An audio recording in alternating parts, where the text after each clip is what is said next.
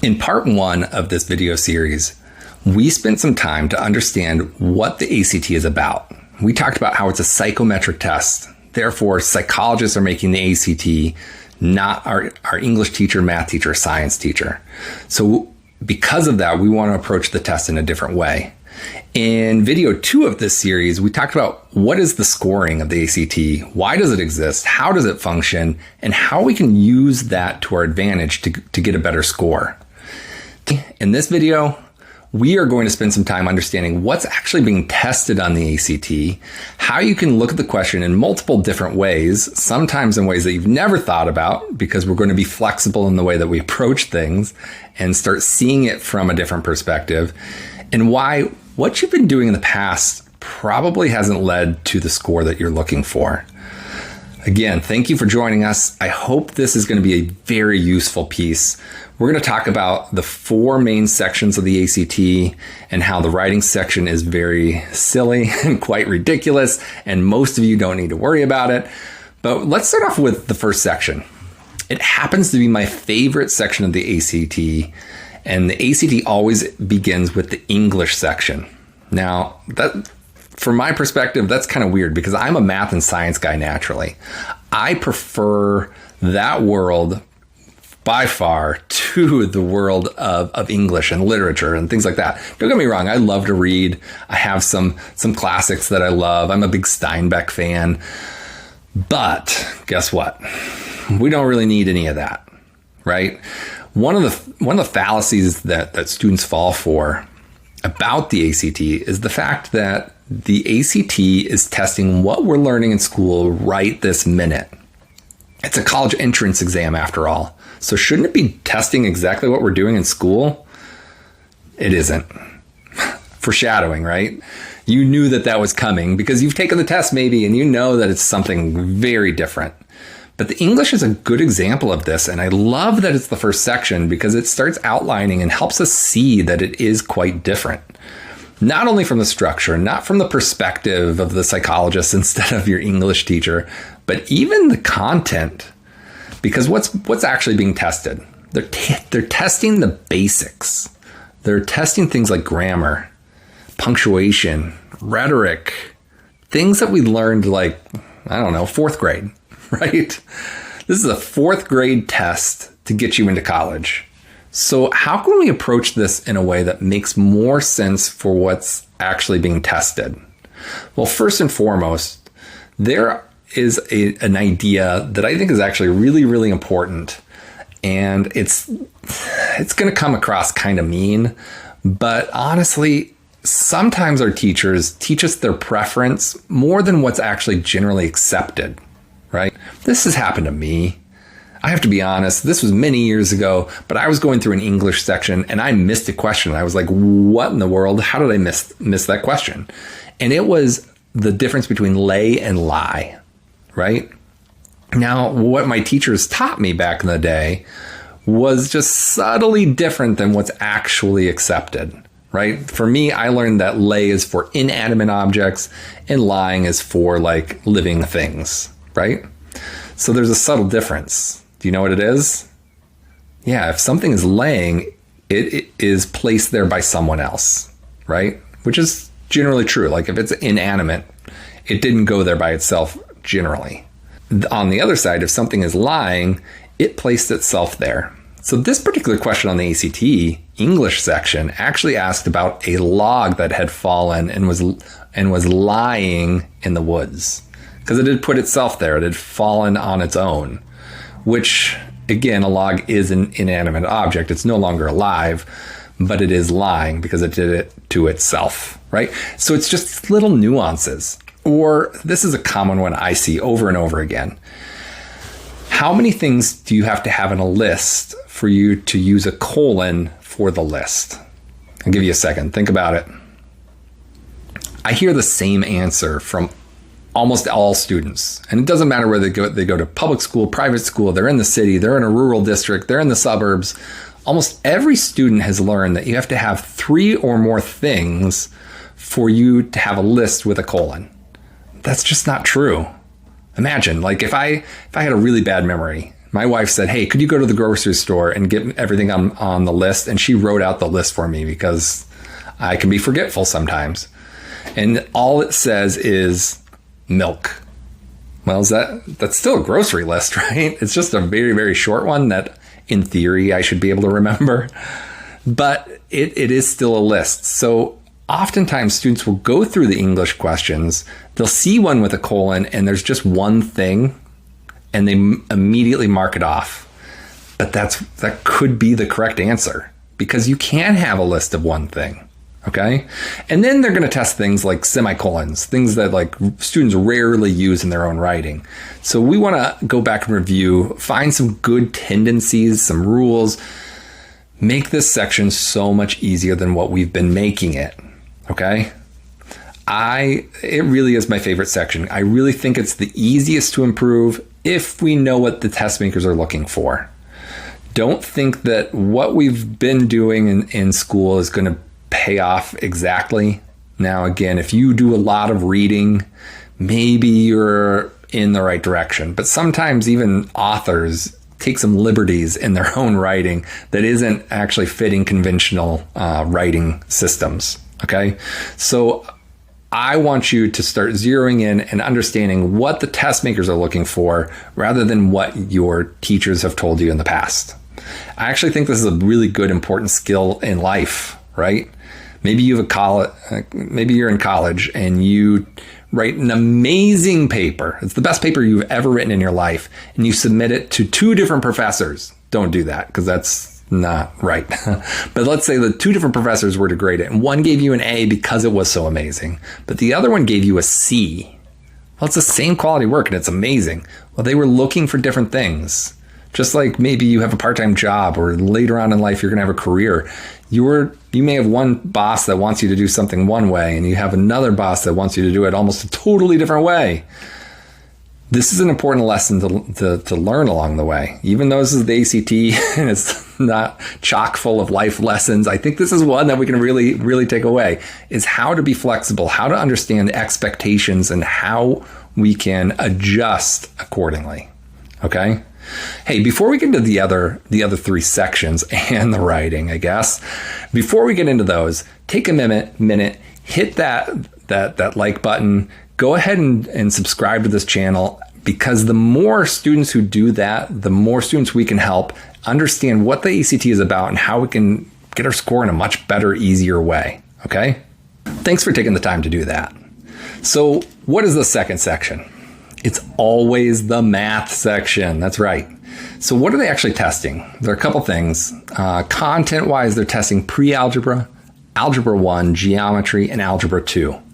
Now, there sometimes is a little bit of things like trigonometry in there that most students cover to some extent either in algebra 2 or in geometry.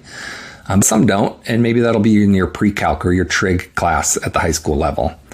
There are also quite a few statistics questions. There are some tests where they're up to like 8 to 10 statistics questions. And most students are like, they see that as a category and they're like, oh boy, I've never had statistics. Like, I won't have that until I'm in college or maybe my senior year when I take stats AP. So what are they actually testing in stats? They're testing things like mean, median, and mode, and probability and counting methods, things that you probably learned in like 5th or 6th grade. So don't overthink those. But we do need to go back and review. And there's also some really good tendencies for what the math makers are actually trying to test. Okay. And then on top of that, how many multiple choice math tests do you take in school? Like none. It's a terrible way to test our math skills. Teachers oftentimes want to see our work, and sometimes they'll be really nice and they'll actually give us partial credit, right? Even though we didn't get the correct answer, maybe we showed enough work and we just made one silly mistake and then we get half credit or something. But the bigger piece of that, the second piece, is the fact that they are trying to help us become a better math student. They're trying to help us master that topic so that we can move on to the next section more successfully. Well, for better or for worse, the ACT doesn't care if we become a better math student. They're measuring something quite differently in this exact moment. So let's approach the test in a way that makes more sense for what they're actually testing. And oftentimes it's going to be, again, we talked about it in video 2. So if you haven't watched that, do it, because this is the biggest thing you can do to make the math section so much easier, is just slow it down. Do fewer questions. Take the test for what it is. We don't have to get a perfect score, like all the questions right, to get a really, really great score, right? Honestly, we can miss 10 questions or 11 questions, sometimes even 12 questions, which is, again, a fifth of the test. And that would be like an 80%, right? We get an 80% and still get a 30 on some math sections of the ACT. So don't overdo it. That's the first piece. But 2, I want you to, again, we've talked about this in previous videos, is be malleable. Be flexible in the way that you're thinking. And maybe the most important thing is use your answer choices. We haven't talked about this much, but this is one of the key things that we can do to separate ourselves from almost every other student out there. So whether it's English, math, reading, or science, use your answer choices to your advantage. Sometimes I call that vertical reading. If you ever heard me say that, it just means, hey, we read the question, which is great, but make sure you read your answer choices too, because sometimes the answer is going to jump out right at you, right? There are times where you could do a question, a really difficult math question, in like 10 or 15 seconds, and it's not that you're rushing. It's just you used your answer choices and they gave us really bad answers. I'll never forget one. This was probably a few years ago. I was going through a question 60 on a recently released exam, and I was going through it, and I just read it for a second, looked at my answers. I was like, really? This is a question 60. This is supposed to be one of the most difficult questions on the entire test. And like that, I had the right answer because I used some process elimination. I looked at the answers and I kind of used some reasoning and logic, things that they're actually testing on the ACT, to get the question right without doing any math. Dirty little secret, you can get 8 to 12 questions right on the ACT not doing any math in the math questions. Again, it's testing something different. And I don't know about you. You may love math. You may hate math. I love math. But you know what I love even more? Beating the ACT. So I want you to become a better ACT math student and kind of put that idea of like, I want to show off my math skills. Put that on the back burner, because you're going to need some of those math skills, but you're going to need some new skills that are going to have to be adapted for what they're actually testing. Okay? So keep that in mind as you're going forward. The third section is always the reading section, right? So here, students are given 4 completely unrelated passages, right? And oftentimes, I'm not going to lie, usually they're quite boring. They're quite lame, and it's easy to get distracted. Now, sometimes there is an interesting one, and I probably find more interesting than an average human, but I'm an oddball. I know that I'm the weird one, right? So we want to make sure that we are taking the test in a way that allows us to move through it more seamlessly and think about it in a better way, right? This is not like your literature class in school. They're focused on some things that your teachers would never ask for in school. They're focused on minute, silly little details that even if we read the passage all the way through, we're probably going to miss them. Or if we kind of remember them, maybe we misremember just a part of it, and an answer choice is we're going to fall for a trap, aren't we? So I want you to focus on the details. I want you to have a good organizational process to make sure that we are being methodical about how we're going through this section. And then again, use those reasoning and problem solving skills that they're really testing throughout the ACT. I think that'll help us really make sure that we're getting our best score possible in the reading section. Now, back to the structure. There are always the 4 passages, and they're always in the exact same order. The literary narrative, or sometimes they call it the prose fiction passage, is the first one. The second is the social science, or social studies every once in a while. The third is humanities, and the fourth is natural science, right? I'm that nerd. I like these ones, but I also like them even not from a science perspective, but because there are so many very important, useful things that I can use to my advantage to get questions correct really quickly. Okay, so as you're doing some practice, identify which passages are you naturally better at. almost all of us have a preference. Almost all of us are, if we actually look at the data, we're better at some than others. Well, do those ones first. Make sure we get those easier points for us before we go do the others.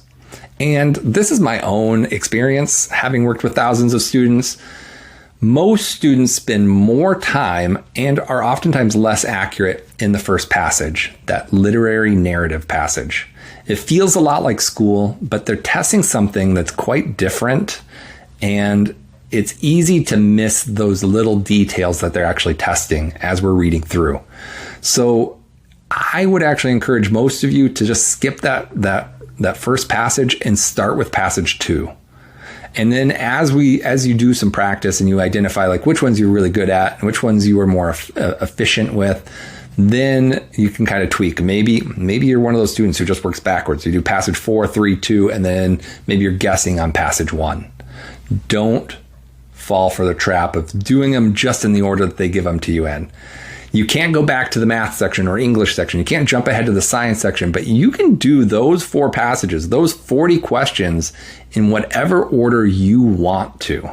So learn from your experience and take advantage of that, okay? Before we get to the last section, the last main section of the ACT, I want you to start thinking about how you can be approaching this test differently, how you can study in a way that makes sense. And then again, there are going to be some videos coming up that are going to help you structure that and think about the exam differently. Here at Get Smarter Prep, we offer students that structure, that opportunity to really take the test and prepare for it in a way that actually that fits what the ACT is actually testing. So if you live in the Kansas City metro area, holler at us. We want to help however we possibly can, whether it's in a small group class, private tutoring, or semi-private tutoring. Or if you don't live in the Kansas City metro area, maybe you live on the East Coast or West Coast or Florida or Texas or somewhere else here in the Midwest. We also have some great resources through livestreamprep.com. Check those out. The self-guided approach is a very economical way to at least give yourself some idea of how to approach the test in a better way and learn those strategies that are going to make a difference to your score. There are also small group classes leading up to each test. So again, take advantage of those and make sure that you are prepared for your exam. Now on to the science section. So what's the dirty little secret? There's no science in the science section, right? So I don't want you to get overwhelmed by all the jargon that they throw at you. A lot of it is going to seem very difficult and feel like overwhelming, but I don't want you to miss the purpose, to misunderstand what's actually happening in that section. Because first and foremost, you don't have to have ever taken biology, chemistry, physics, earth science, astronomy, anything else in order to get a perfect or near perfect score in this section. The ACT science section actually has like either 0 or 1 or maybe 2 questions where you have to know a little bit of science. But again, like I said, maybe we can get a 34 or 35 without getting those 2 questions. So let's take it for what it actually is. And it's really a reading charts and graphs section. And this is going to feel weird, but it actually is almost the exact same thing as the reading section of the ACT.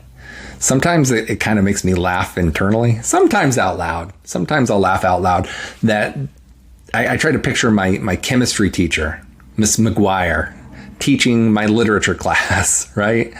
Or Mr. Epstein my literature teacher trying to teach chemistry. Like that one is maybe even more comical, right? It doesn't really translate that way in the school, but on the ACT, they are very, very similar. In fact, the structures are the same. They're both 40 questions. They're both 35 minutes, and they're both questions based upon the passages right in front of us. And in reading, we just talked about, there are 4 passages. In science, there are 6 completely unrelated passages with 6 or 7 questions per passage. So how can I approach these in a way that makes more sense? Well, maybe there are going to be some passages that we should just 100% skip. Because just like we've talked about in the previous videos, go back and look at part 2 about the pacing and number of questions that we should do, maybe we only needed to do 4 passages to get a really good score here in the science section. I mean, like in the mid to high 20s, right? So what if that's the path forward for us? Let's go find the ones that we're not going to do and make sure we're learning to skip those. First and foremost, there's one that we affectionately call the fighting scientist passage. This is a passage where there's a ton of words and almost no charts or graphs. These are very different than anything else you're going to see in the science section, and those can be a great one to skip. Those 7 questions are ones that students are usually much less accurate with and almost always take longer with. So why waste that time? Reallocate that to other passages. So if we can see that passage, it could be the first one, it could be in the middle, it could be the last one. Make sure we skip that one, because very few students need to get that passage done and in order to get the score that they're hoping to achieve.